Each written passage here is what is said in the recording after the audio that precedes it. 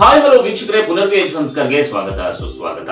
ವೀಕ್ಷಕರೇ, ಈ ಲೋಕಸಭೆ ಎಲೆಕ್ಷನ್ ಆದ ನಂತರ ಗೃಹಲಕ್ಷ್ಮಿಯ ಹಣ ಇನ್ನೂ ಕೂಡ ಕರ್ನಾಟಕ ರಾಜ್ಯದ ಫಲಾನುಭವಿಗಳ ಖಾತೆಗೆ ತಲುಪಿಲ್ಲ. ಹಾಗೆ ಎಲ್ಲಾ ವೀಕ್ಷಕರು ಕಾಮೆಂಟ್ ಸೆಕ್ಷನ್ ಕಮೆಂಟ್ ಮಾಡ್ತಾ ಇದ್ರು, ಸರ್ ನಮ್ಗೆ 10ನೇ ಕಂತಿನ ಹಣ ಇನ್ನೂ ಕೂಡ ಬಂದಿಲ್ಲ, 11ನೇ ಕಂತಿನ ಹಣ, 12ನೇ ಕಂತಿನ ಹಣ ಇನ್ನೂ ಕೂಡ ಬಂದಿಲ್ಲ ಅಂತ ಹೇಳಿ.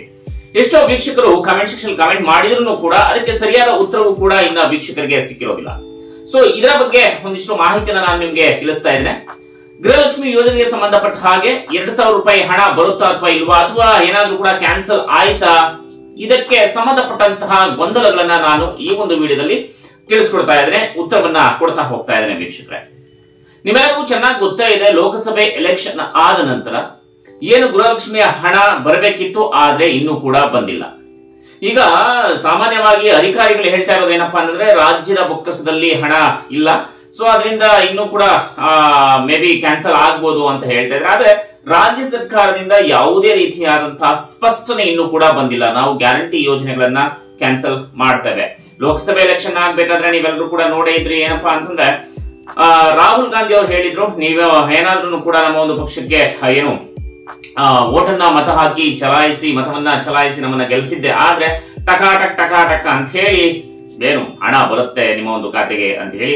ಆದ್ರೆ ಅದೇ ರೀತಿಯಾಗಿ ಇಲ್ಲಿ ಮೇಲಧಿಕಾರಿಗಳು ಕೂಡ ಮಾತಾಡ್ಕೊಳ್ತಾ ಇರೋದು, ಜನಗಳು ಕೂಡ ಮಾತಾಡ್ಕೊಳ್ತಾ ಇರುವಂತದ್ದು ಏನಪ್ಪಾ ಅಂತಂದ್ರೆ, ಟಕಾಟಕ್ ಅಂತ ಹೇಳಿ ಏನು ಗೃಹಲಕ್ಷ್ಮಿಯ ಗ್ಯಾರಂಟಿ ಯೋಜನೆ ಕ್ಯಾನ್ಸಲ್ ಆಗಬಹುದು ಅಂತ ಕೂಡ ಮಾತಾಡ್ಕೊಳ್ತಾ ಇದ್ದಾರೆ. ವೀಕ್ಷಕರೇ, ಒಂದಂತೂ ಸ್ಪಷ್ಟವಾದಂತಹ ನಿರ್ಧಾರ ಏನಪ್ಪಾ ಅಂತಂದ್ರೆ, ಇದು ಕೇವಲ ಊಹಾಪೋಹಗಳು ಆಗಿರುವಂತದ್ದು.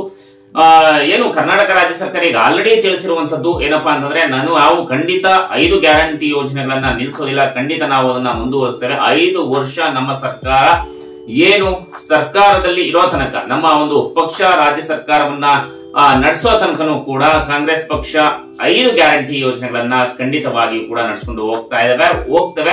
ಆದ್ರೆ ಇವಾಗ ಸ್ವಲ್ಪ ತಡ ಆಗಿದೆ. ಆದ್ರೆ ಖಂಡಿತವಾಗಿ ನಾವು ನಿಮ್ಮ ಒಂದು ಏನು ಗೃಹಲಕ್ಷ್ಮಿ ಯೋಜನೆ ಹಣ ಇದೆ, 2,000 ರೂಪಾಯಿ ಹಣವನ್ನ ನಾವು ಖಂಡಿತ ಖಾತೆಗೆ ಹಾಕ್ತೇವೆ. ಹಾಗೆ ಬಾಕಿ ಇರುವಂತಹ ಹಣವನ್ನು ಕೂಡ ಖಾತೆಗೆ ಹಾಕ್ತೇವೆ.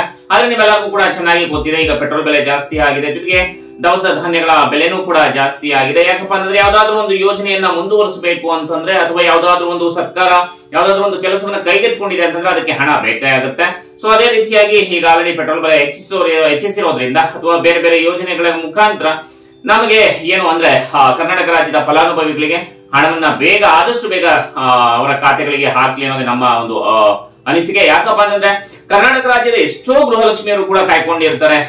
ಏನು 2,000 ರೂಪಾಯಿಯಿಂದ ಮನೆಗೆ ಬೇಕಾದಂತಹ ಸಾಮಾನುಗಳಾಗಿರ್ಬಹುದು, ಅಥವಾ ಮಕ್ಳಿಗೆ ಬೇಕಾಗಿರುವಂತಹ ಬಟ್ಟೆಗಳಾಗಿರ್ಬಹುದು, ಅಥವಾ ಸ್ಕೂಲ್ ಫೀಸ್ ಆಗಿರಬಹುದು, ಅದನ್ನೇ ನಂಬ್ಕೊಂಡು ನೆಚ್ಕೊಂಡು ಇರ್ತಾರೆ. ಸೊ ಎಷ್ಟೋ ಮಹಿಳೆಯರಿಗೂ ಕೂಡ ತುಂಬಾನೇ ಖುಷಿ ಆಗಿರುತ್ತೆ, ಆರ್ಥಿಕವಾಗಿ ಹಿಂದುಳಿದಂತಹ ಮಹಿಳೆಯರಿಗೆ ತುಂಬಾನೇ ಖುಷಿ ಆಗಿರುತ್ತೆ ಈ ಗೃಹಲಕ್ಷ್ಮಿ ಯೋಜನೆಯ ಮುಖಾಂತರ.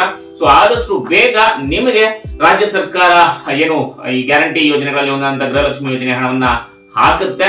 ಆದ್ರೆ ಎಲ್ಲರೂ ಕೂಡ ಕಾಯ್ತಾ ಇರಿ ಅಂತ ಇದು ರಾಜ್ಯ ಸರ್ಕಾರ ಪ್ರತಿ ಸಲನೂ ಕೂಡ ಹೇಳ್ತಾರೆ. ಯಾಕಂದ್ರೆ ಲೋಕಸಭೆ ಎಲೆಕ್ಷನ್ ಆದ ನಂತರ ಯಾವುದೇ ರೀತಿಯಾದಂತಹ ಹಣ ಇನ್ನೂ ಕೂಡ ಬಂದಿಲ್ಲ, ಬಾಕಿ ಇರುವಂತಹ ಹಣವೂ ಕೂಡ ಬಂದಿಲ್ಲ. ನೋಡೋಣ, ಕಾದು ನೋಡೋಣ ಯಾವಾಗ ಬರುತ್ತೆ ಅಂತ ಹೇಳಿ. ಅಕಸ್ಮಾತ್ ನಿಮ್ಗೆ ಏನಾದ್ರು ಕೂಡ ಡೌಟ್ಸ್ ಗಳಿದ್ರೆ ಕಮೆಂಟ್ ಸೆಕ್ಷನ್ ಕಮೆಂಟ್ ಮಾಡಿ ಇದಕ್ಕೆ ಸಂಬಂಧಪಟ್ಟ ಹಾಗೆ. ಹಾಗೆ ಇನ್ನೊಂದು ವಿಚಾರ ಏನಪ್ಪಾ ಅಂತಂದ್ರೆ, ಈಗ ಆಲ್ರೆಡಿ ಅಂಗನವಾಡಿ ಕೇಂದ್ರಗಳಿಗೆ LKG UKG ಗೆ ಸಂಬಂಧಪಟ್ಟ ಹಾಗೆ ಕಾಲ್ಫಾರ್ಮ್ ಏನೇನೋ ಮಾಡ್ತಾರೆ. ಇದಕ್ಕೆ ಏನು ವಿದ್ಯಾರ್ಹತೆ ಏನಾಗಿರ್ಬೇಕಪ್ಪ ಅಂದ್ರೆ, PUC ಪಾಸ್ ಆಗಿದ್ರೆ ಸಾಕು. ಸುಮಾರು ಎಷ್ಟು ಪರ್ಸೆಂಟೇಜ್ ತೆಗೆದುಕೊಂಡು ನೀವು PUC ಪಾಸ್ ಆಗಿರ್ಬೇಕಪ್ಪ ಅಂದ್ರೆ 45% ಅನ್ನ ತೆಗೆದುಕೊಂಡು ನೀವು PUC ಪಾಸ್ ಆಗಿದ್ರೆ ನೀವು ಏನು ಅಂಗನವಾಡಿ ಅಂದ್ರೆ LKG UKG ಏನು ಪ್ರಾರಂಭಿಸ್ತಾ ಇದ್ರೆ ಅಂಗನವಾಡಿ ಇದ್ರಲ್ಲೇನೆ, ಸೊ ಅಲ್ಲಿಗೆ ನೀವು ಎಲಿಜಿಬಿಲಿಟಿ ಆಗ್ತೀರಾ. ಅಂದ್ರೆ ನೀವು ನಿಮ್ಮನ್ನ ಅಪಾಯಿಂಟ್ಮೆಂಟ್ ನೇರ ನೇಮಕಾತಿಯನ್ನ ಮಾಡ್ಕೊಳ್ತಾರೆ.